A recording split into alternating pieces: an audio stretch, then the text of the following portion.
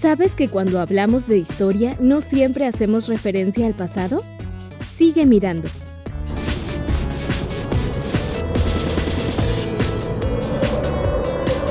Hola niños, buen día. Cuando hablamos de historia, ¿necesariamente hacemos siempre referencia al pasado?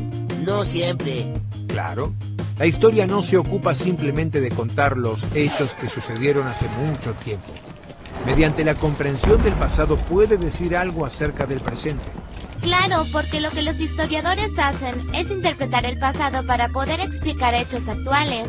Muy bien, Michael. Así, entendiendo cómo y por qué pasaron las cosas, podremos comprender mejor nuestro presente y reconocer cuáles son los orígenes de muchos de nuestros problemas.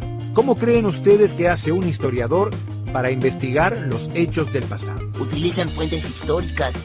Fuentes históricas o documentos que pueden ser de diferentes tipos.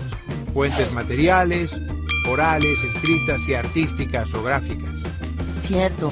Además, yo leí que también pueden ser primarias o secundarias, según cuándo se hayan producido. Las primarias son las más cercanas a la época que el historiador investiga.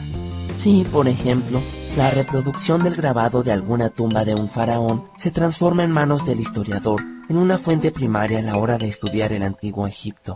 Exacto. En cambio, las secundarias son las producciones hechas por otros historiadores sobre algún tema en particular, como un libro que habla sobre el antiguo Egipto. Bien, ¿y qué otros recursos utilizan? Los ejes cronológicos para ondear los hechos que sucedieron en el pasado. ¿Y cómo lo hacen? ¿Cuál es el comienzo del eje? Depende de lo que quiera ubicar y del calendario que utilice. Si el eje se construye tomando como referencia la era cristiana, el punto de partida será el nacimiento de Cristo.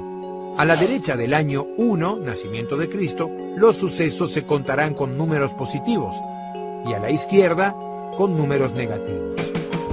Y para escribir alguna fecha anterior al nacimiento de Cristo se usa la abreviatura AC. En cambio, si ocurrió después del nacimiento de Cristo, se pone DC.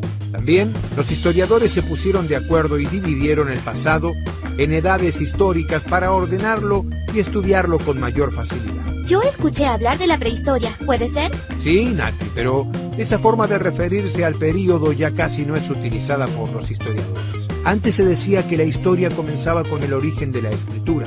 Entonces, las sociedades que no conocían la escritura no eran consideradas parte de la historia. Hoy se valora también a las sociedades ágrafas, es decir, a las que no tenían escritura, ya que produjeron otras formas de comunicación. Los historiadores se juntaron durante el siglo XIX y decidieron dividir el pasado en edades, eligiendo como único criterio de división solo sucesos europeos. Así, el pasado quedó fragmentado en diferentes edades: edad antigua, edad media, edad moderna y edad contemporánea. Esta división se hizo para poder analizar ordenadamente los hechos del pasado. Profesor, los historiadores trabajan con los antropólogos, ¿no? Así es, Nati. Para analizar la historia antigua, por ejemplo, la vida de los primeros seres humanos, generalmente se forman equipos de trabajo, y los historiadores trabajan con arqueólogos y antropólogos. Los antropólogos trabajan en los diferentes sitios arqueológicos, excavando para desenterrar restos que aporten datos para la reconstrucción del pasado. Los objetos encontrados se registran y se analizan con el método del carbono 14, que permite conocer la fecha de los restos materiales. Se miden los partes de radioactividad que contiene la materia encontrada, que fue disminuyendo lentamente desde la desaparición del ser vivo. Así se reconstruye la historia de muchas sociedades, aunque no hayan dejado nada escrito. Santi, ¿no sabes qué hermoso era el lugar que visitamos con mi familia? La Cueva de las Manos, en Argentina. Fuimos a muchas cuevas que tenían pinturas rupestres hechas por los hombres y mujeres que, según nos explicó el guía turístico que nos acompañaba, vivieron durante el Paleolítico. Ahora puedo entender más acerca de la vida de los primeros seres humanos hace millones de años.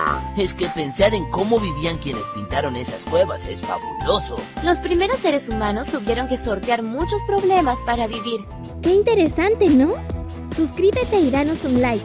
Todas las semanas verás nuevos videos. Y contéstanos, ¿qué es lo que más te gusta de la historia? ¡Hasta luego!